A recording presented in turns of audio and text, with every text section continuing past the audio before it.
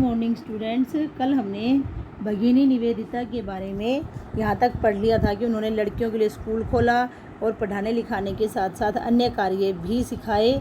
और जब यहाँ कलकत्ता में महामारी फैली तो उनके लिए भी दिन रात कार्य किया और लोगों से अपील करके मदद और धन को भी उन्होंने इकट्ठा किया था और अपनी क्षमता के आधार पर वो बड़े बड़े समूहों तक अपनी बात पहुंचाने में सफल भी रही थी। अब उसके आगे पढ़ेंगे। निवेदिता ने जब अंग्रेज़ों का भारतीयों के साथ बर्बरतापूर्ण का जो व्यवहार था वह देखा। बर्बरतापूर्ण का मतलब है कि अंग्रेज़ों के द्वारा भारतीयों को बहुत बुरी तरह मारना पीटना और उनके साथ अत्याचार करना, जब वह देखा तो वह पूर्ण ताकत के साथ भारत की स्वतंत्रता की लड़ाई का समर्थन करने लगी।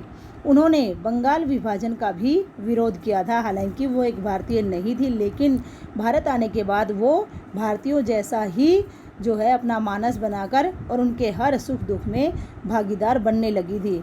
उन्होंने जगदीश चंद्र बोस की उपलब्धियां विश्व पटल पर रखी और महर्षि अरविंद के जेल जाने के बाद उनके कर्मयोगी पत्र के लिए संपादकीय लिखने का कार्य भी किया। अर्थात जगदीश चंद्र बोस की जो उपलब्धियां थी उनको पूरे विश्व के सामने लाई और महर्षि अरविंद के जेल जाने के बाद जो उनका पत्र था कर्मयोगी, उसका संपादन का कार्य उन्होंने किया।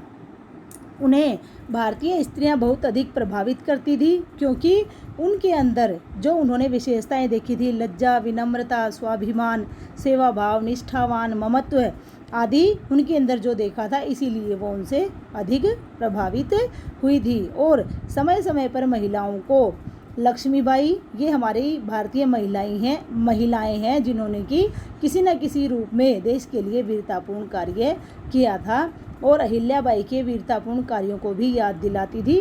रानी लक्ष्मीबाई के जो वीरतापूर्ण कारनामों के बारे में कौन नहीं जानता है, सभी जानते हैं। इसके साथ साथ वो जाति पाति को और प्रांत को और भाषा को क्या है, सब उनकी दृष्टि जाति, प्रांत व भाषा आदि से ऊपर थी। वो जाति पाति को नहीं मानती थी, प्रांत को नहीं मानती और भाषा को नहीं मानती थी, केवल और केवल भारत को ही मानती थी।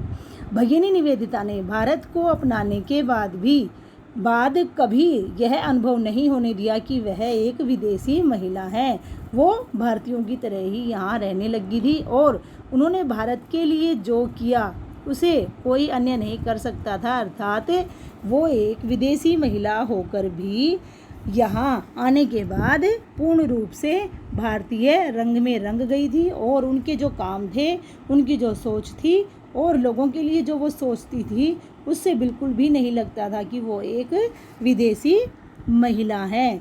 तो इस प्रकार हम कह सकते हैं कि विदेशी होने के बावजूद भी जब उन्होंने भारतीय चोला पहन लिया तो कोई भी कह नहीं सकता था कि वो एक विदेशी हैं और उन्होंने जो भारत के लिए किया वो कोई अन्य नहीं कर सकता है। ठीक यह भी स्वामी जी की तरह ही, स्वामी जी भी छोटी आयु में ही हम लोगों के बीच में से चले गए थे। ठीक उसी प्रकार निवेदिता भी 44, जिसको कि हम हिंदी में 44 बोलते हैं, वो इंग्लिश में आपका 44 होता है। 44 वर्ष की अल्पायु में ही नीचे का मतलब जो नीचे लिखी हुई हैं वेद की पावन ऋचाओं का वे सदैव स्मरण करती हुई संसार से विदा हो गई। अर्थात वो छोटी उम्र 44 की उम्र में ही हम लोगों को छोड़कर चली गई थी और इसके साथ साथ वे इन वेद की पावन ऋचाओं को सदैव स्मरण करती थी या उनको दोहराती रहती थी और वो उनको याद भी थी। इसके साथ साथ एक जानकारी और भी आई कि स्वामी विवेकानंद जी भी उनकी तरह ही इतनी छोटी आयु में ही हमको छोड़कर चले गए थे। जो पावन ऋचाएँ वो पढ़ती थी उनका यहाँ पर जिक्र किया गया है। अस्तो माँ सद्गमय, तमसो माँ ज्योतिर्गमय और मृत्युर्मा अमृतम गमय। तो इन तीनों पावन ऋचाओं का अर्थ आपको मैं कल बताऊंगी ताकि आप उसे आसानी से समझ सकें। आज के लिए आपका ये पाठ इतना ही रहेगा। आपका दिन शुभ हो। धन्यवाद।